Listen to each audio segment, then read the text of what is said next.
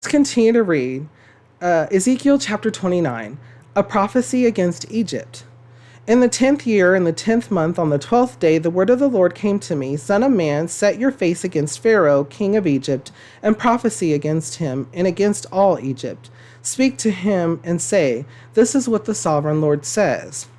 I am against you, Pharaoh, king of Egypt, you great monster lying among your streams.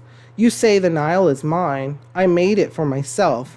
But I will put hooks in your jaws and make the fish of your streams stick to your scales. I will pull you out from among your streams with all the fish sticking to your scales. I will leave you in the desert, you and all the fish of your streams. You will fall on the open field and not be gathered or picked up. I will give you as food to the beasts of the earth and the birds of the air. Then all who live in Egypt will know that I am the Lord. You have been a staff of reed for the house of Israel.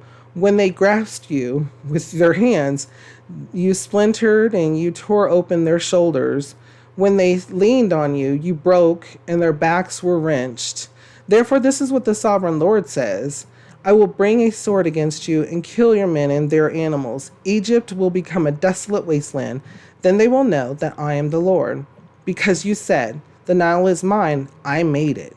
Therefore I am against you and against your streams, and I will make the land of Egypt a ruin and a desolate waste from Migdol to Aswan, as far as the border of Cush. No foot of man or animal will pass through it. No one will live there for 40 years. I will make the land of Egypt desolate among devastated lands, and her cities will lie desolate 40 years among ruined cities, and I will disperse the Egyptians among the nations and scatter them through the countries. Yet, this is what the sovereign Lord says. At the end of 40 years, I will gather the Egyptians from the nations where they were scattered. I will bring them back from captivity and return them to Upper Egypt, the land of their ancestry. There they will be a lowly kingdom. It will be the lowliest of kingdoms and will never again exalt itself above the other nations. I will make it so weak that it will never again rule over the nations. Egypt will no longer be a source of confidence for the people of Israel, but will be a reminder of their sin and turning to her for help.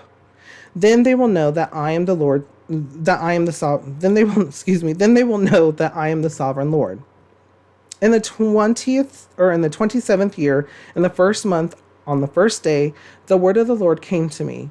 Son of man, Nebuchadnezzar, king of Babylon, drove his army in a hard campaign against Tyre. Every head was rubbed bare and every shoulder made raw. Yet he and his army got no reward from the campaign he led against Tyre. Therefore, this is what the sovereign Lord says. I am going to give Egypt to Nebuchadnezzar, king of Babylon, and he will carry off its wealth. He will loot and plunder the land as pay for his army.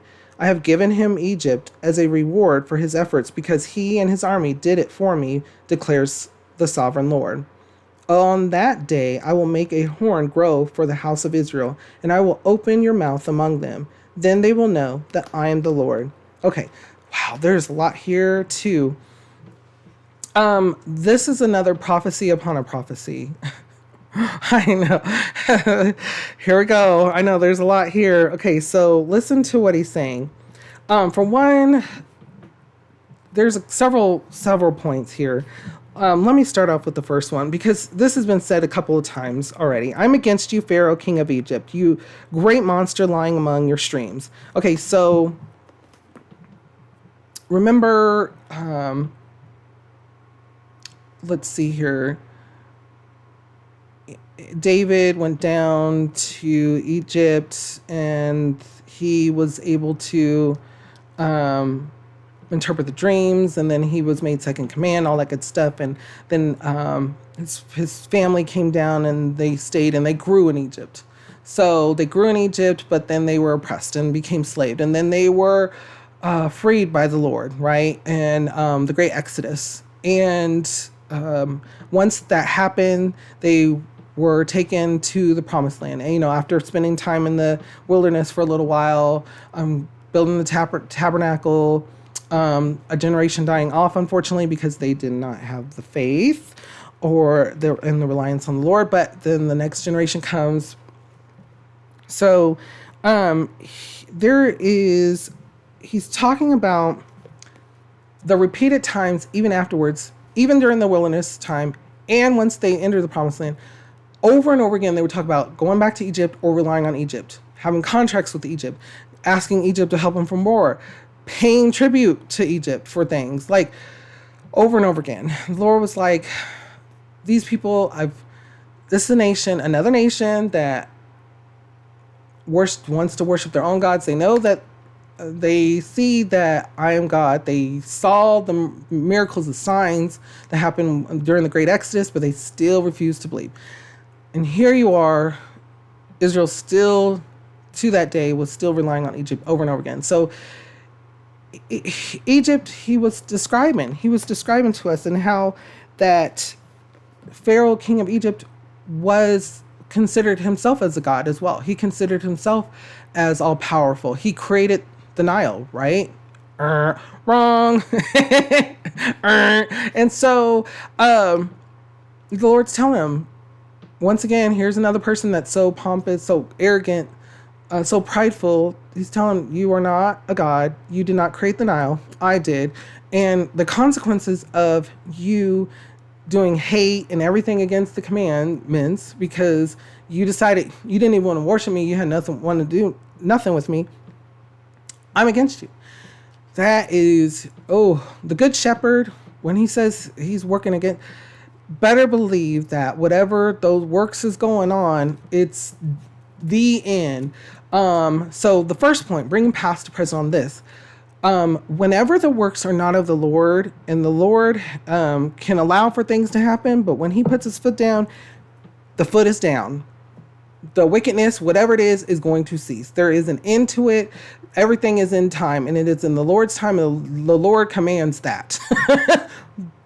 Better believe and be sure. So whether you're of a witness, whether you learn from it, whether you are partaker of it, or whatever, or going through it, whatever the situation is, lean on the Lord. If you're a partaker, ask for forgiveness, and lean on his grace, because he is abundant. He is merciful, beyond merciful in grace. He provides that abundantly.